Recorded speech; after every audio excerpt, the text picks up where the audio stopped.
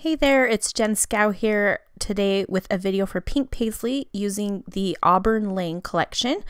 And I am starting with a cut file from Paige Evans, and it's just kind of like a scribbly circle cut file.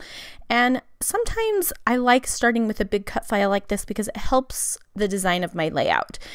It helps me decide where I want to put things, and it just makes all the other decisions a little bit easier.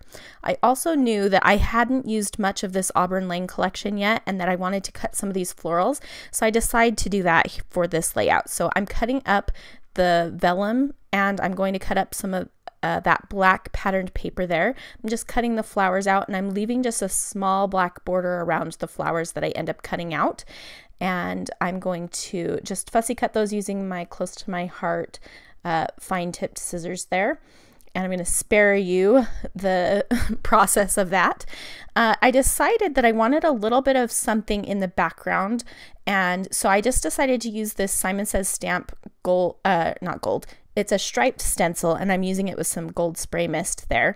And I just like the subtle effect that the gold gives to the background. It gives just some shimmer, and I just wanted something that wasn't just the stark white background, and so I wanted to add just a little of something, and I think it ended up working out great. So I'm going to kind of layer the flowers on here and make it kind of look like a wreath. And I recently got the those dimensional paper flowers for this collection, and I wanted to use some of those as well, and so I'm just layering them over the vellum, and I really like the way that those look. They are pretty dimensional, but I'm okay with that. So what I'm doing here is I kind of had everything kind of placed where I wanted it, and so I just lifted up the cut file and put glue down on some of the areas to, you know, kind of glue it down where I wanted it to be. And so sometimes I'll do that, and I'll just put everything down and then kind of lift it up and put the glue underneath. So this is a photo of a quote that my daughter wrote on a rock, and I thought it was just the cutest thing. She told me she didn't want to lose it. She didn't want to forget the quote, so she wrote it on a rock because a rock is lasting. And I thought that was adorable. So I'm using a bunch of different florals here. So you can see I used the vellum, I used the ones from the pattern paper that I cut out, I used those dimensional flowers, and then I also used some stickers, and I'm going to use a rub-on right here as well.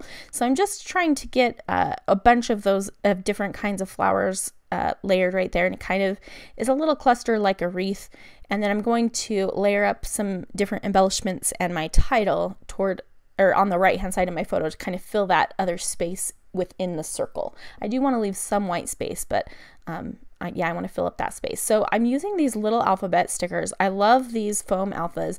There were some in the Paige Evans Pick Me Up collection, and there are some in this collection, and they are the perfect size. I love them. And I'm doing a long title here, How Did She Get So Wise? And she just is. She is a wise kid, and I'm always amazed by the things that she thinks of. And so I just wanted to kind of point that out for this particular layout. I like having a story, something that I can grasp onto and remember for the future. So here I'm just going to layer up some different embellishments. I'm kind of going to make a grid of sorts with a bunch of these stickers and embellishments. So I start with that fantastic little die cut, and I like the way that it brings just a little bit of that floral up to the top, and I will add some more things just to kind of get that area full. And so there's going to be a lot of different little quotes here, and I used some puffy stickers because I wanted to bring in that element. I like to have a lot of different textures. And I put some of the things up on foam squares, as you saw, and I like to have the difference in dimension just for variety and interest. And here I am just trying to figure out another kind of squarish thing that I can use, and I want to bring in some more of that copper color. And so, like I mentioned, I'm just finding a bunch of quotes and phrases and little, like, I don't know, icons and things that I can layer up for an interesting look. So what I search for in order to balance a layout is repetition, pretty much. So I have that huge little floral cluster on the bottom left there, and I'm going to balance it with a little bit of floral at the top here in a little bit. But you can also see that just from from the top to the bottom of this little area I'm working on now, I've used 2 of those foil word strips, and then I've repeated shapes and like I'm repeating words like and stuff like that. So just, I don't know, I just try to make it look like everything is supposed to go together, and it helps create a flow if you can create some repetition around your layout. So here I'm cutting out just some leaves from the vellum because I want to kind of just do a smaller little cluster of floral stuff here at the top to balance it a little bit. And so at first I think I'll just do a few leaves, but then I decide to add a bit more.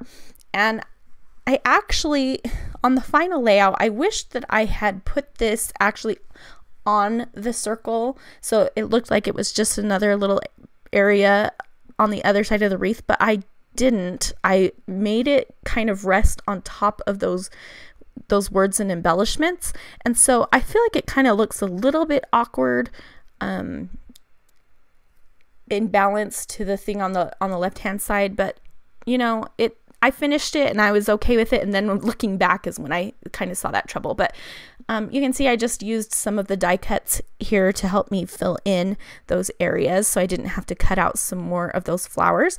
And then I'm just using some of these cute little gold, or I guess they're copper hearts as well, and I'm going to put a rub-on down below the that little word strip, and then I actually end up putting a little house next to How Did She Get So Wise, and that doesn't show up on the video. I add that afterward, but I'm just going to stamp the date here, and then the layout is pretty much going to be finished. So I hope that you have enjoyed this process. Go to pinkpaisley.com and check out the blog for more info. Oh, there's the house. And you can see still photos over there. As if you want to see the products that I used, I always link to everything that's available in the video description. Thanks so much for watching, and I hope you'll join me again very soon.